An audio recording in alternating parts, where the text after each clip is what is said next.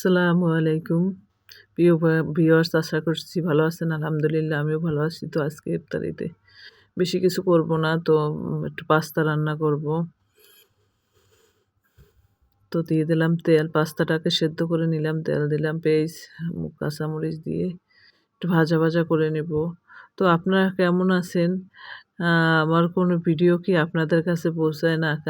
কে আপনারা কি YouTube এ আমার ভিডিও দেখতে পান না? যদি দেখতে পান তো আমাকে একটু সাবস্ক্রাইব করে পাশে থাকবেন। ১০ জনকে আপনি একটু জানিয়ে দিবেন। কারণ তাহলে আমি কৃতজ্ঞ থাকবো এবং আপনাদের সাথে নিয়েই চলতে থাকবো। হয়তোবা একদিন অনেক ভালোবাসা তৈরি হবে। কেন যে আমাকে ফলো দেন একটু সাবস্ক্রাইব করেন না আমি জানি না। পেজ দিয়ে দিলাম একটু মাংসের টুকরা, তারপর দিয়ে দিলাম সয়া সস। সয়া সসটা দিয়ে দিলাম। তারপর দিলাম ম্যাগি সস। একটু সামান্য ম্যাগি সস দিলাম।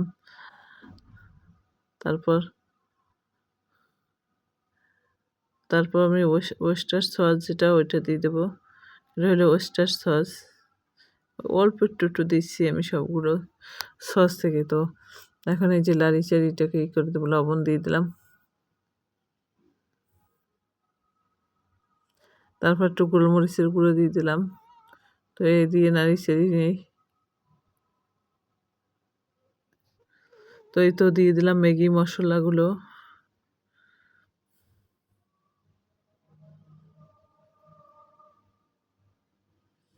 তারপর গাজর দিয়ে দিলাম, একটু টমেটো দিয়ে দিলাম। এগুলো দিয়ে নাড়ি-চাড়ি নেব। সেদ্ধ হওয়া পর্যন্ত দিয়ে দিলাম। আরও একটু দিয়ে দিলাম ম্যাগি মশলা।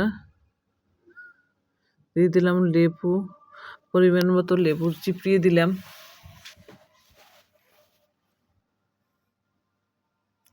তো আমি সবার ভালোবাসা চাই। আপনাদের সাথে আমি এসে মাঝে, মাঝেই গল্প করব। একটু ভালোবাসা দিয়ে পাশে থাকবেন। একটা YouTube চ্যানেল দাঁড় করাইতে বোধহয় অনেক কষ্ট। তো আমি ভিডিও দিচ্ছি, কোনো ভিউজ হচ্ছে না। খুব কষ্ট হয়, মনে, মনে কিন্তু কষ্ট লাগে। আর আপনারা যদি একটু লাভ, একটু লাইক, কমেন্টস করে একটু পাশে থাকেন তাহলে তো আর কথা নেই। দিয়ে দিলাম একটা পাস্তা দিয়ে, তারপর একটু ভেজে নিব।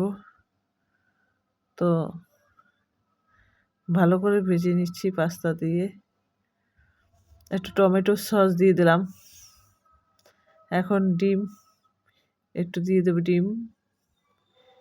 কারণ ডিমের কথাটা আমি ভুলে গিয়েছিলাম। তো ডিমটা আমি পরে দিলাম। দিয়ে নাড়ি-চাড়ি ডিমটাকে আর পাস্তাটাকে একটু ভেজে নেব।